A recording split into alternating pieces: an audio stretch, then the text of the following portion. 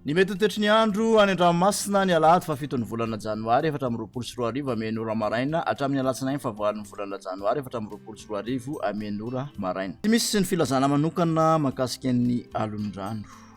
Morontsiraka tsy nanana tanjona bobaomby hatrany amin'ny tanjona angotsy. Anorana tandrifondrahona ny andro ho avy atsimona atsimatsinana ny rivotra ka ho sifoka hatramin'ny 20 kilometatra isan'ora adiny mpanonja ny ranomasina avy ny onja manodidina ny 2 metatra. Tanjona angotsy hatrany manoro anora tandrifondrahona hatrany ny andro ho avy atsimona atsimatsinana ny rivotra ka ho sifoka hatramin'ny 20 kilometatra isan'ora adiny mpanonja na anonja be ny ranomasina avy ny onja raika hatramin'ny 2.5 metatra.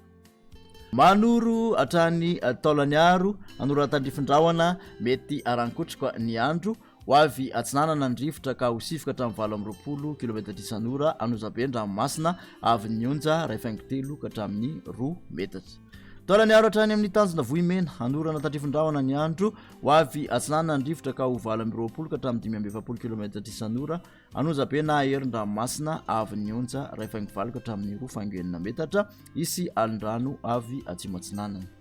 Morontsiraka andrefana tanjona vohimena hatrany amin'ny tanjona akaboa andrahona sitokotoko na ibalika ny masoandro ho avy andrefana na tsy mandrefana ny rivotra ka ho sifoka hatramin'ny 20 kilometatra isan'ora any avaratra ampany ho avy atsinanana kosa ny akafa ka ho 20 ka hatramin'ny 7 kilometatra isan'ora adiny mpanonja na anonja be ny ranomasina avy ny onja 1 ka hatramin'ny 2 metatra.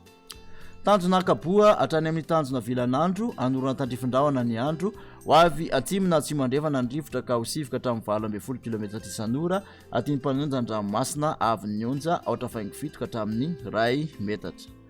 Tanjona vilan'andro hatrany analalava anorana tandrifondrahona mety arankotroka ny andro ho avy avaratra na avaratra atsinanana ny rivotra ka ho sifoka hatramin'ny 20 kilometatra isan'ora isy tafiditra kosa indraindray anaty oram-baratra ho tony na adiny mpanonja ny ranomasina avy ny onja 8.7 ka hatramin'ny 2 metatra.